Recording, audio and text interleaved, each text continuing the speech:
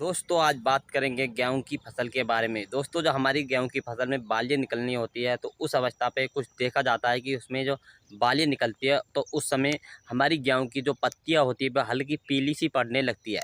तो पीली पड़ने लगती है तो पत्तियां, तो उसमें जो किसान साथी तो सोचते हैं कि हमारी फसल पीली पड़ रही है तो उस समय हमें गेहूं की फसल को यूरिया देना चाहिए। तो किसान साथी जब यूरिया लगा देते हैं तो उस समय आपकी पैदावार तो होती है, बढ़ने की जगह घट जाती है। तो किसान साथियों आपको भी अपनी गेहूं की फसल की पैदावार बढ़ानी है तो किसान साथियों हम आपको बताएंगे एक बहुत अच्छा फार्मूला, जिससे कि आपकी गेहूं की फसल में सबसे ज़्यादा पैदावार निकलेगी, आपकी 20% पैदावार बढ़ जाएगी। तो किसान साथियों जब हमारी गेहूं की फसल में जब पत्तियां जो पीली पड़ जाती हैं और उसमें यूरिया डाल देते हैं किसान साथियों, जब बालियाँ निकलते समय देखा जाता है कि पत्तियां कहीं कहीं पीली पड़ने लगती हैं। तो किसान साथियों उस समय हमें यूरिया का इस्तेमाल करना चाहिए या नहीं करना चाहिए, हम आपको पूरी जानकारी बताएंगे। तो मैं अजयपाल आपका स्वागत करता हूं अजयपाल एग्रीकल्चर यूट्यूब चैनल में। तो किसान साथियों चैनल पर पहली बार हैं, चैनल को सब्सक्राइब कर लें और हमें कमेंट कर आप ज़रूर बताएं कि आपकी गेहूं की फसल कैसी चल रही है और आपने इन खातों का प्रयोग किया है नहीं किया है। तो किसान साथियों आज बात करते हैं इसके वक्त खेती के यानी गेहूं की फसल के बारे में। से बालियाँ निकलने शुरू होती है तो जो पत्तियां तो होती हैं जो हल्की हल्की सी पीली पड़ने लगती हैं। ये देखते हैं किसान साथियों जब हमारी जो बालियाँ निकलती है तो पत्तियां कहीं कहीं पीली पड़ने लगती हैं। तो उस समय जो किसान साथी सोचते हैं कि हमारी जो गेहूं की फसल है कहीं कहीं निकलना शुरू हो जाती है और कहीं कहीं निकलने शुरू हो जाती है, तो उस समय हमारे किसान साथी उसमें यूरिया का इस्तेमाल करने लगते हैं जिससे कि जो बालियाँ हैं कहीं कहीं निकलना शुरू हुई हैं वो जल्दी से निकल आएँ। क्योंकि किसान साथियों एक संग बालियाँ कभी नहीं निकलती हैं, तो बहुत से किसान साथी सोचते हैं कि बालियाँ लेट निकलनी है तो हम उसमें यूरिया दे दें, यानी कि नाइट्रोजन को इस्तेमाल करें जिससे कि बालियाँ जल्दी निकल आएँ। तो किसान साथी ऐसा कभी नहीं करना चाहिए। तो हमारी गेहूँ की फसल में जब धीरे धीरे बालियाँ निकलने शुरू हो जाती है तो 8 से 10 दिन के अंदर अंदर जो पहली बाल निकलती है 8 से 10 दिन के अंदर अंदर पूरे खेत यानी बालियों से भर जाता है। तो बालियों से भर जाता है तो उस समय हमें यूरिया का इस्तेमाल नहीं करना चाहिए, क्योंकि किसान साथियों जब बालियाँ बनते समय यूरिया का इस्तेमाल करते हैं और फिर उसमें सिंचाई करते हैं, यानी जो बालियाँ निकलती है उसमें सिंचाई करते हैं, सिंचाई के साथ उसमें यूरिया का इस्तेमाल करते हैं। तो ऐसा कभी नहीं करना चाहिए किसान साथियों, इससे हमारी पैदावार बढ़ने की जगह घट जाती है। तो हमें भी ऐसे ही खादों का इस्तेमाल करना है जिससे हमारी पैदावार अच्छी बढ़ सके और पैदावार अच्छी बढ़े और उसमें जो पीलापन है फसल में पीलापन भी ना रहे। तो किसान साथियों हम आपको एक ऐसे बहुत सस्ते खाद के बारे में बताएंगे जिससे कि आपको कुल मात्र 100 से 150 रुपये के लगभग आपको ये खाद देखने को मिलेगा।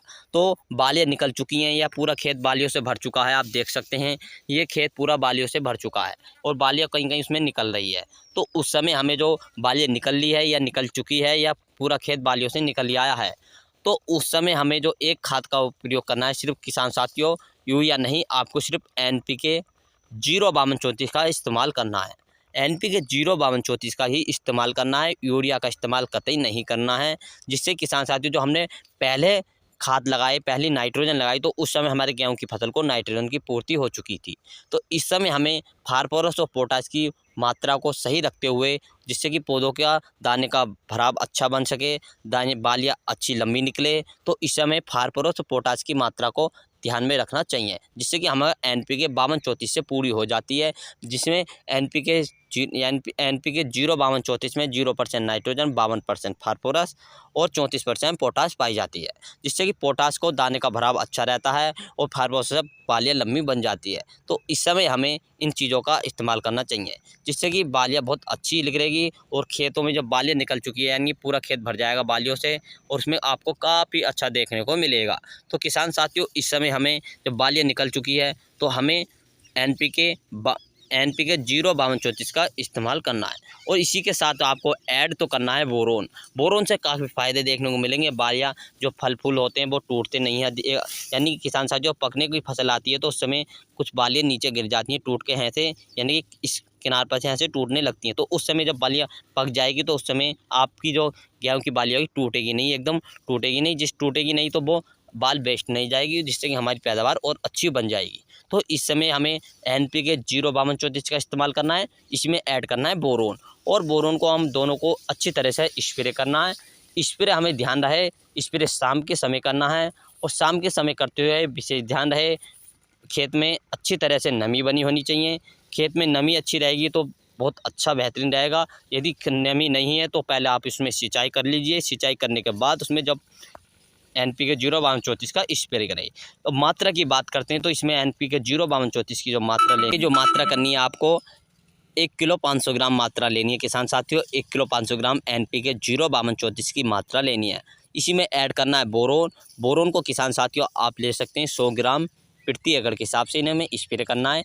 1 किलो 500 ग्राम NPK की मात्रा, 100 ग्राम बोरोन की मात्रा, इन दोनों को अच्छी तरह से मिक्सर कर पानी में घोलकर अच्छी तरह से 120 लीटर पानी में स्प्रे कर दीजिए 1 एकड़ में। आपकी फसल काफ़ी अच्छी बेहतरीन हो जाएगी, 100% रिजल्ट देखने को मिलेगा। बालियों का साइज भी लंबा हो जाएगा किसान साथियों, और बालियों के साइज के किसान साथियों इसमें मक्खियों की संख्या भी अधिक बनेगी। दाने का भरा बहुत अच्छा रहेगा, 100% बालियाँ भर जाएगी और इसमें दाना चमकदार भरपूर मात्रा में वजनदार बनेगा। तो किसान साथियों हमारे चैनल पर पहली बार है, चैनल को सब्सक्राइब कर लें और वीडियो अच्छी लगी तो वीडियो को अधिक दोस्तों को शेयर करें। जय जवान जय किसान, मिलेंगे नेक्स्ट वीडियो के साथ।